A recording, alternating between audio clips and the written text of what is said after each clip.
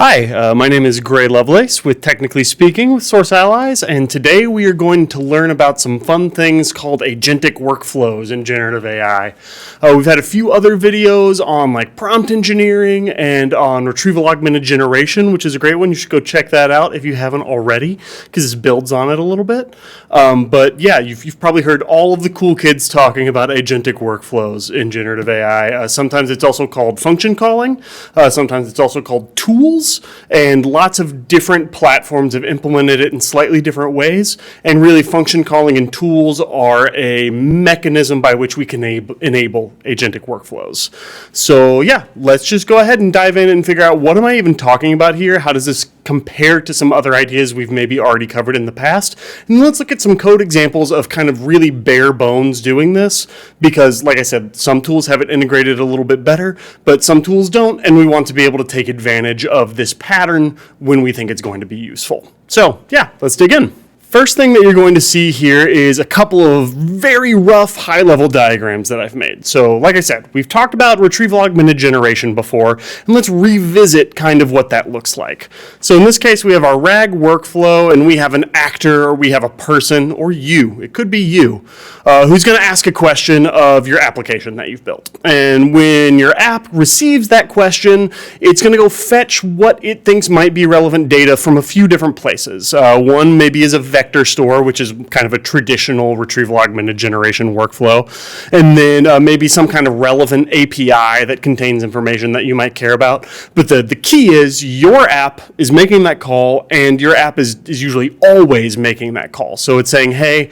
my workflow is I get this question, I go get that relevant data, and then I take that data and all of that that question and all of that fetched data that I got, and I send it to my LLM every single time, no matter what, and my LLM is going to take all of it and give me back an excellent answer. And then we're going to feed that all the way back to whoever the consumer of our application was. That's kind of a traditional RAG workflow. So how does that differ from an agentic workflow? Agentic workflow, by the way, is a very umbrella term. This can go a lot of different directions. So this is kind of a contrived example, but I just want to parallel it with what you know about RAG right now. So with an agentic workflow, our app is not necessarily making all of the decisions. Instead, you have our actor here, again, that could be you, sending their question to your application. And your application is not going and getting a bunch of data right away. It's not its first step. Instead, what it's doing is it's sending a question and then some tool definitions to your model or your LLM you're interacting with. And those tool definitions allow the LLM to say, hey, you know what? I think to answer the question that was sent in to me, I need to go call this relevant API. Or instead, I think I need to go call this vector store because it contains information about X, and X is what the consumer is asking about. So the LLM will then be in charge of deciding, do I need to go take advantage of this tool, or do I not need to take advantage of this tool for this particular workflow or this particular problem that I'm trying to solve? This is a slightly misleading diagram, because what actually happens is the LLM decides it wants to call a tool, sends that back to your app makes the tool call for you, and then feeds that back into the LLM as many times as needed. Here, I'm showing the LLM directly calling out. That's not really technically how it works, or maybe it is in some cases, depending on how some platforms implement it, but we're going to just talk about us doing this inside of a notebook right now, in which case our app is making the call, but the LLM is directing when it thinks it should make the call. Okay, cool. So let's dive into some code, I suggest. Let's look at our notebook here, functioncalling.ipynb, IPython notebook. And all of the code that you're going to see here can be found in our GitHub repository that is public on the Source Allies GitHub. Bedrock function calling example. It's a very original name, I know. But yeah, you can hop in here and you can see all of the different setup that you need to run this if you want. You just need an AWS account and a way to grab a profile for that you can add into the notebook, and then just enable the models that you want to be able to call. In this case, we're using Anthropic's Claude v3 model on AWS, and you just need to enable that on your account, and you are off to the races. So back to the code. Here is our notebook right here. I'm going to close our side. And you can see we're setting up a couple of variables right now. Our profile name of dev, my AWS region of US East 1. Down here, very, very little setup just to incorporate some of those AWS resources that we're going to be using. So first, let's see what it looks like if I don't have tools available to me. So this is a very, very simple setup. We're just going to have a chat bedrock. I'm using LangChain to organize some things here. So we have a chat bedrock object from LangChain that's going to allow us to call bedrock and specifically, like I said, call Claude 3.5 Sonnet with a couple of different arguments here. And then we have a chat prompt template. And that template is very straightforward. Your helpful assistant, if you ask a question you don't know the answer to, simply respond with, I don't know, instead of guessing out of the box. That's pretty much it. And then we will pass in our humans question. And then we are making our chain right here using LCEL, which is that LangChain expression language, just taking the output of our prompt and sending it into our chat model. So what does it look like when I ask it a question? Like, what is the temperature in Urbandale, Iowa today? Urbandale, Iowa is where our office is located. And I can tell you that I know the answer, but our LLM doesn't. So you can see that it responded with, I don't know. I don't have access to real-time weather information for specific locations. That's great. I asked it to do a job it didn't have the ability to do, and it told me that it didn't have the ability, which is what we would want it to do in this particular case. So now what if we turn around and we enable it to be able to tell us the actual correct temperature? So let's go define some tools that it can use to do this job.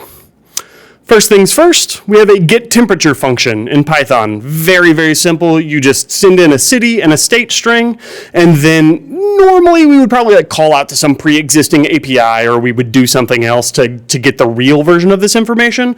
We're going to pretend like Urbandale is always 72 degrees Fahrenheit because we live in a wonderful world. And yeah, we're just going to pretend that this is exactly what it is right now when I call. Coming down here, this is where we start getting a little bit into what are going to be different implementations of what using tools or function calling looks like with different platforms that you are integrating with an LLM on would have. So here I have to kind of hand make a tool description in XML in a way that I know my model is going to be able to parse it. So I went to the Anthropic Claude documentation and looked at how it prefers tools to be sent in, and this is how it declared it they wanted them sent in right now. I know they're working on some additional better integrations to kind of have tools supported natively, but right now this is the way it needs to happen. So we're going to say we have a tool description, we have a tool name that's going to match our exact same method name right here, as well as a description of when would you maybe use this. So this returns temperature data for a given city and state. Anytime the model decides, hey, I might need temperature data for a given city and state, this is the tool it's going to go to in its tool belt to solve that problem. Then we have the parameters defined down here, and again, very, very straightforward. Name city, name state, exactly like our method declares them, what types they are, and then what the description of that particular parameter is. Sometimes, in this case, we only have one tool. We would often have multiple tools that are available to our LLM. So you can see down here, I'm kind of concatenating all of the different descriptions that I would have together into one long list of XML descriptions that we will use later on in our prompt. But for right now, we only have the one, and so this is just really joining one thing together. All right, these I'm not going to spend a lot of time on. These are just a couple of helper functions. Basically, when we're passing in tool information and when the LLM decides it wants to call a tool and then receive back the information that it got from that tool, we need a couple of little translators there for us. This is stuff that will eventually probably go away the more tools and function calling are natively integrated with these different ways to call LLMs, but for right now, this is kind of a necessary evil. This first one is pretty simple. We will get the tool name or the method name and the parameters that are provided to us from the LLM, and we'll just use this 3-line thing to go call the relevant function with those parameters. And then down here is pretty simple as well. It's just some string formatting. Whatever result we get out of our tool, we're going to run through here, put it into XML so we can feed that back into the LLM and it knows how to parse those results. Okay, so now we're going to go revisit what we did before. If you remember, we had a chat model that we made before using a chat bedrock object. Doing the exact same thing here. There's one key difference, though, and that key difference is the stop sequences right here. Stop sequences you might not be as familiar with. It's really just In early days, when you would call LLMs, a lot of the times you would say one thing and then the model would just kind of go off on its own and it would decide to just have a whole conversation with itself and even like play your part. So you would say, hey, how are you today? And it would say, assistant responds with this, then human responds with this, then assistant responds with this. We kind of got tired of that. So stop sequences were built into most LLMs, and most of them, in this case, Claude v3.5, has human colon as a stop sequence that's built in automatically. You don't have to set that normally. What we want to do is have multiples. And so one of those is going to be the typical human colon, but we also want to stop generating new information from our LLM when we hit our function call tag end. All right. And so I just have a little placeholder here that is an XML closing tag of function calls. You can see that we also have an opening function calls XML tag we'll reference a little bit later as well. But these are just for us to be able to say, hey, if someone does that, stop generating new information, stop, we're going to need to go do something, so let's go do our thing. Next down here, we have some messages that are going to make up our chat prompt template. Before it was extremely simple. In this case, we have the exact same prompt at the top here, but then we follow up with a few additional pieces of information. In this environment, you have access to a set of tools you can use to answer the user's question. You can invoke them like this, only invoke one function at a time and wait for the results before invoking another function. And you can see that we call out the XML structure that we want it to hand that information to us in. Then we say, here are those tools that we just talked about that are available. Make a tools XML and then put all of those descriptions that we generated earlier into the prompt at this point. Then we just feed in the human question as normal. So really the only addition is this chunk right here and that pre-generated tool string that we created based on our getTemp function that we made earlier. We do the exact same thing, put that into our prompt template, and then make our chain of prompt and model. Here's where we get to the exciting part. We are going to, instead of just invoking once, invoke our chain on a loop. So I know everyone's afraid of the while true statement, but we're going to use a while true statement here. And we are going to keep doing this as many times as needed, as many times as our LLM decides it needs to call a function or invoke a tool. And then at the end, it's going to decide, I'm done, I have the information I need, or it's impossible for me to find the information I need. And it's going to exit, and that's when we're going to determine this is the final response that we want to send back to our consumer or use to make whatever decisions we need to make. So you can see that we start out with this endless loop here, and then we invoke our chain. This is very similar to what we had before. What's the temperature in Urbandale, Iowa today? But we give it our tool string that gets put into our prompt for us. So all those tool descriptions that we made up above. Then we go grab the message that was generated from that chain evocation, and we check to see, is our function call tag start, so that function calls opening XML tag, in the message that was generated. Typically, what we would be able to do is we would be able to say, hey, what was the stop reason for the LLM stopping its generation of new information? And I know the Bedrock API directly does give us that back, so we could check and see, hey, is the stop reason function calling or was it human colon? Because if it was function calling, then we know that we need to go invoke a function. Unfortunately, LangChain at the time kind of swallows that information and doesn't give it back to us, so we're having to make a slightly different thing and say, hey, was the opening tag in the information that was generated to determine if we need to call a function or not. So again, something that'll probably change later on. I'm sure that they'll start boiling up that information to the user at some point in the LangChain library. All right, so we're going to print out our function call message. So this is the one where it's like, hey, we've already determined we need to go call a function. And then we're just going to do some simple math to say, hey, go find all of the XML we care about that defines what it wants to do.